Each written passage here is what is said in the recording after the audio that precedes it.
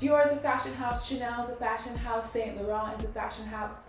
But what actually makes a fashion house a fashion house? Because contrary to what social media might have believed, it isn't a logo, it isn't a handbag, and it definitely isn't a celebrity campaign.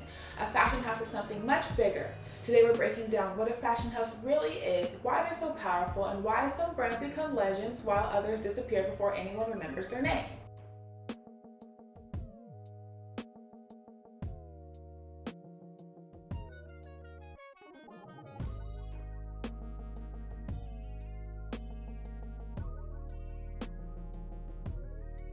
First things first, a fashion house sometimes is called a maison de couture, a company that designs, creates, and sells luxury fashion, but that's the technical definition.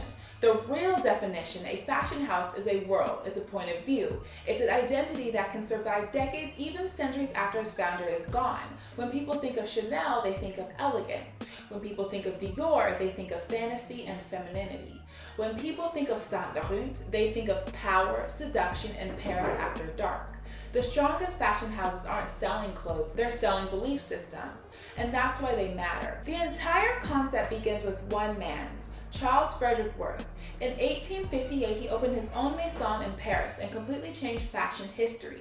Before Worth, dressmakers created garments based on what clients requested. Worth flipped that system. He created a collection, he showed clients his vision, and suddenly fashion became less about serving demand and more about creating desire. Sound familiar? Every runway show you watch today exists because of that shift. Soon after came houses that would define luxury forever. Hermes began in 1837, Laurent became in 1889. They became giants. Chanel, Dior, Prada, Givenchy. Each one built its own language, and the best fashion houses still speak those languages decades later. Let's talk Chanel.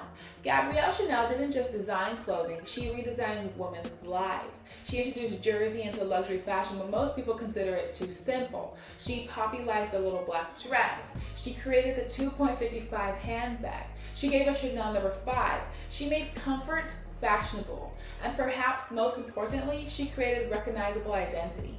Even today, over 50 years after her death, people can see a tweed jacket and instantly think Chanel, that's power. Then there's Dior. In 1947, Christian Dior introduced what became known as the new look. Tiny waists, full skirts, absolute glamour. After the hardships of World War II, women were suddenly offered fantasy again. Dior didn't just launch a collection, he changed culture. And that's something great fashion houses constantly do. They don't follow society, they influence. Saint Laurent did the same thing. Yves Saint Laurent gave women lace smoking, a tuxedo designed specifically for women. Today it sounds normal, at the time it was revolutionary. He also pioneered luxury ready-to-wear, proving that fashion could be both exclusive and accessible. The lesson? The best fashion houses don't simply create products, they create new ways of thinking. So, what separates a true fashion house from a regular fashion brand? There are a few key ingredients. The first is artistic vision. Every great fashion house has a strong creative identity. Whether it's Coco Chanel, Christian Dior, Cristobal Balenciaga, Yves Saint Laurent, there is always a clear vision behind the work. Without vision, fashion becomes product. With vision, fashion becomes culture. The second is craftsmanship.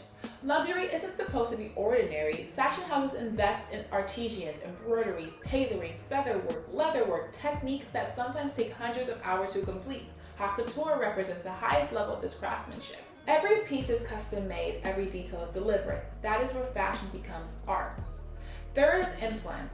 Fashion houses are trendsetters. A runway show in Paris can influence what people wear in New York, Seoul, London, Milan, and Los Angeles. They shape beauty standards. They shape how entire generations define luxury. And fourth, identity. This might be the most important one, because if you ask fashion lovers what makes a brand great, the answers are surprisingly consistent. Quality, design, strong values, a recognizable aesthetic, attention to detail. People don't fall in love with brands that try to be everything. They fall in love with brands that know who exactly they are. That's why some houses survive over a century. They evolve without losing themselves. Chanel still feels like Chanel, Dior still feels like Dior, Saint Laurent still feels like Saint Laurent. The detail changed, the spirits remain. Today, fashion houses exist in a completely different world. They aren't just runway shows anymore, they're beauty brands, fragrance empires, digital platforms, entertainment companies, cultural institutions. They're collaborating with artists, filmmakers, musicians, athletes, and creators. The line between fashion and culture and technology has almost disappeared, yet the core mission remains the same: create desire, create identity, and create dreams. And maybe that's the real answer to the question. What is a fashion house? It's not a building, it's not a logo, it's not even the clothes. A fashion house is an idea powerful enough to outlive the people who created it. The greatest houses become part of culture itself.